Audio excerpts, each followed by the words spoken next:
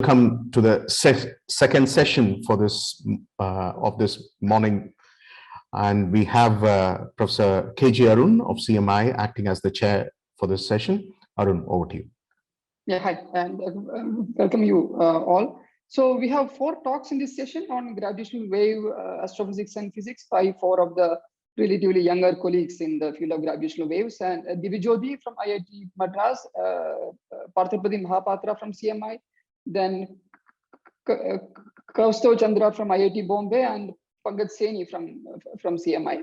So I think we can get started with Divyajyoti. We can get started once you're ready.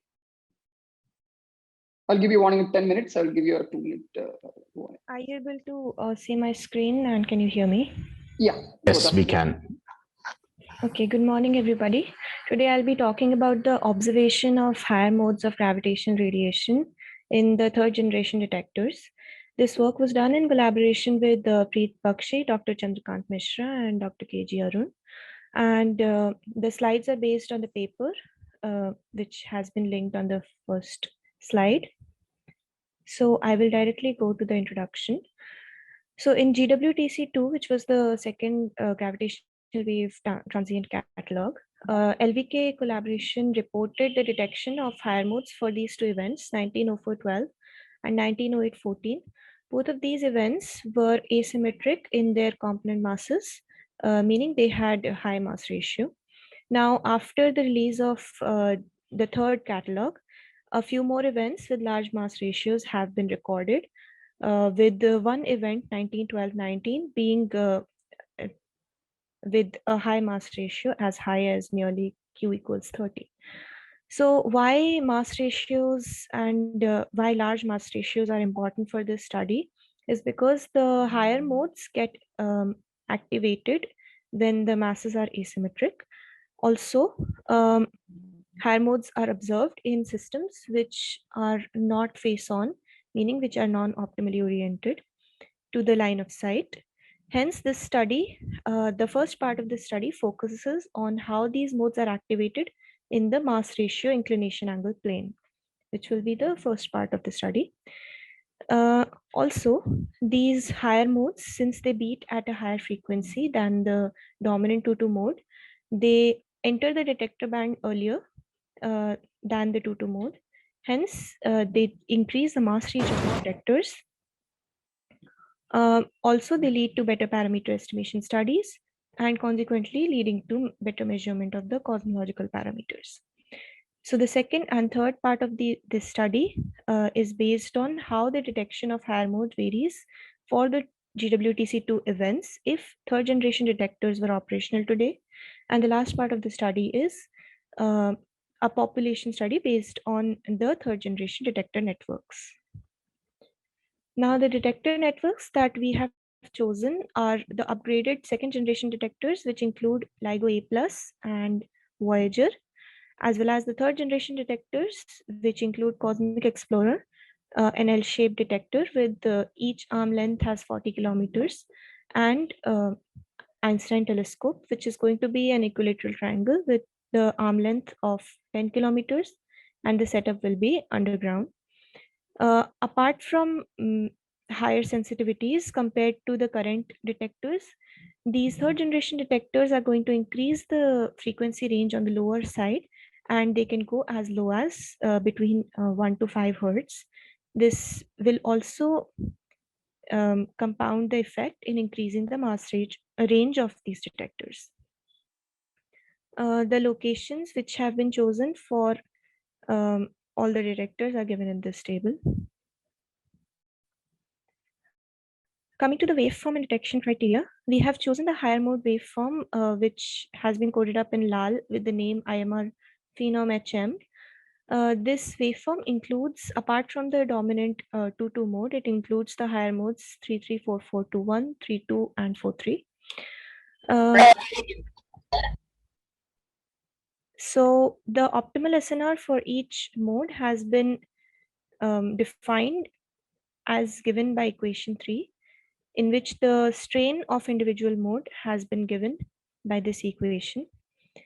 The detection criteria that we have kept for our study is that we say a mode is detected if it's a higher mode, it is said to be detected if the SNR of that mode is greater than 3. And similarly, for 2-2 mode, this cutoff is at SNR greater than equal to 10. For the for frequency range, we have taken FLOW equals 5 for all the detectors. Coming to the first study, so these 5 plots show how different modes get activated in the region of mass ratio on the x-axis and inclination angle on the y-axis. Looking at a subplot, we can see that it has 4 different curves. These 4 colors depict a different total mass of the system. These contours are at a constant SNR of 3, and hence, since our detection criteria is SNR greater than equal to 3, then we can say that any binary which is inside this contour is detectable, whereas any binary which is outside is not going to be detectable. The inference that can be drawn from these plots, apart from the obvious bimodalities which we can see because of symmetries in inclination angle, we can compare 2 modes, for example, 2-1 and 3-2 mode, and see that they complement each other in the sense that while for m equals 100, 2-1 mode covers this range. 3-2 mode almost covers the complementary range, peaking at 90° and at the edges 0 and pi. So we can see that together these modes complement each other and they span the whole of parameter space. These systems were taken at high spin values, aligned spin systems, and the distance was taken as 3 gigaparsec. These plots were made for the Cosmic Explorer detector. Coming to the second part, so there were many events which were listed in the GWTC2 catalog. A few of them were reported to have shown hint of higher modes, and we have selected those events and analyzed them in the case of the 3rd generation detectors. So these 2 events, 1904-12 and 1908-14, they were the detection of 3-3 mode was reported for these 2 events with confidence. And when we analyzed them with the 3rd generation detectors, we saw that the 3-3 mode SNR for these 2 events was the highest. Apart from these 2, these other events which could not show a confident detection in the higher modes for GWTC2 will also show higher mode detection, not only in 3-3 but also in other modes if the 3rd generation detectors were operational today. Comparing the numbers, we see that while for 1908-14, the SNR which was detected in 3-3 mode was 6.6 for the current generation detectors. This SNR number increases to nearly even greater than 20 times for the 3rd generation detector. So this table basically shows how much of magnitude of difference we will see when we go to the next generation. Coming to the 3rd study, which was the population study. So for constructing the population, we chose the models from the second catalog as follows. For masses, we chose 2 models, power law plus peak and broken power law. We took the component masses, primary mass in the range 5 to 100 and mass ratio up to 18. This number was decided because the waveform that we have used, IMR phenom HM, has been calibrated up to this number.